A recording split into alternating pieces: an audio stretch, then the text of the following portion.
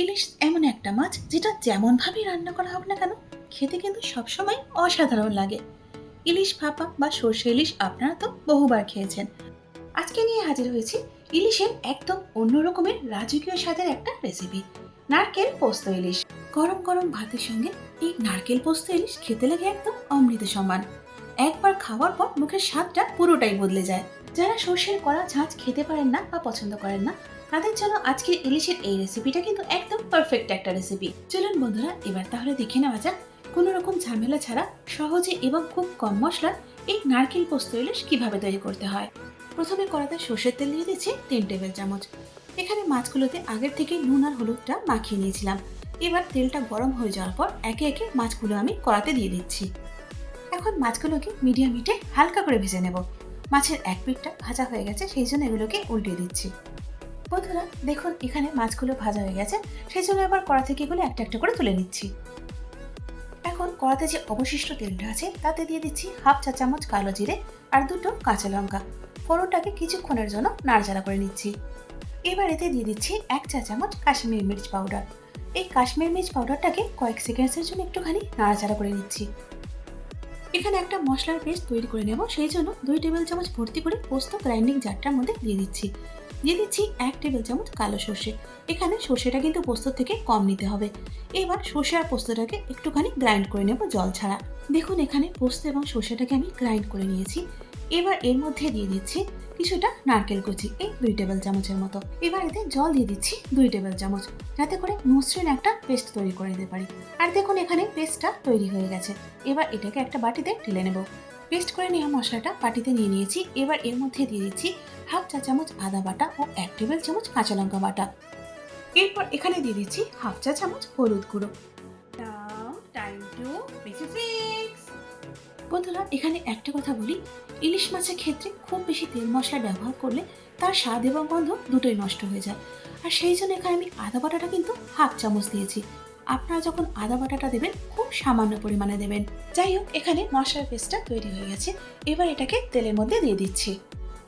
এখন মিডিয়াম হিটে মশলাটাকে মিনিট 2-3 জন্য একটুখানি নাড়াচাড়া করে নিচ্ছি। 3 মিনিট পর এর মধ্যে দিয়ে দিচ্ছি একটা মাঝারি সাইজের টমেটোর পেস্ট। এবার টমেটোর পেস্টটাকে বাকি মশলার সঙ্গে ততক্ষণ পর্যন্ত কষিয়ে দেব যতক্ষণ না টমেটোর কাঁচা গন্ধটা চলে গিয়ে মশলার থেকে তেলটা সম্পূর্ণভাবে আলাদা হয়ে যাচ্ছে। দেখুন বন্ধুরা, এখানে মশলার থেকে তেলটা ছাড়তে শুরু করে দিয়েছে।